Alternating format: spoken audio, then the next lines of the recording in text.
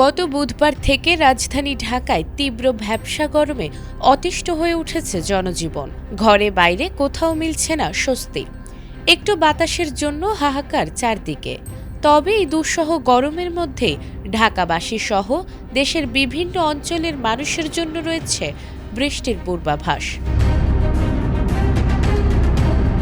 দেশের বিভিন্ন অঞ্চলের ওপর দিয়ে বৃহস্পতিবার দুপুরের মধ্যে ঘণ্টায় সর্বোচ্চ ৬০ কিলোমিটার বেগে ঝড়ো হাওয়া ও বজ্রবৃষ্টি হতে পারে বলে জানিয়েছে আবহাওয়া অধিদপ্তর।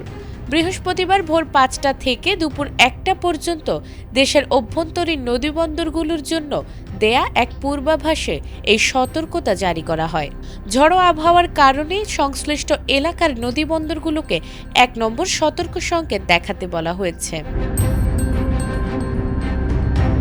আবহাওয়া অফিস জানিয়েছে, রংপুর, দিনাজপুর, রাজশাহী, পাবনা, বগুড়া, টাঙ্গাইল, ময়মনসিংহ এবং সিলেট অঞ্চলের ওপর দিয়ে পশ্চিম বা উত্তর পশ্চিম দিক থেকে ঘণ্টায় ৪৫ থেকে ৬০ কিলোমিটার বেগে অস্থায়ীভাবে দমকা অথবা ঝড়ো হাওয়া বয়ে যেতে পারে।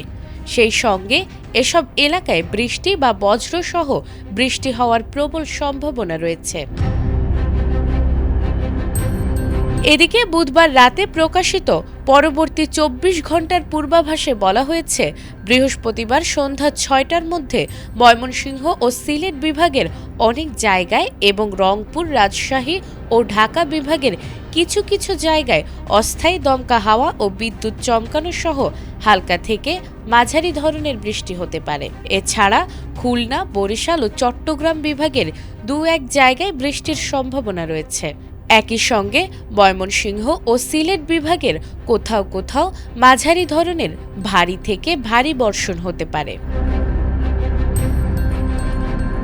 তবে বৃষ্টির এই স্বস্তির খবরের মধ্যেও দেশের বেশ কিছু এলাকায় মৃদু তাপপ্রবাহ বয়ে যাচ্ছে। রাজশাহী, পাবনা, সিরাজগঞ্জ, ঢাকা, টাঙ্গাইল, খুলনা, বাগেরহাট, সাতক্ষীরা, যশোর ও চাঁদপুর জেলার উপর দিয়ে চলমান এই মৃদু তাপপ্রবাহ সারাদিন অব্যাহত থাকতে পারে। এর ফলে সারা দেশে দিন ও রাতের তাপমাত্রা প্রায় অপরিবর্তিত থাকবে। নাজমুন নাহার জান্নাত, এটিএন বাংলা।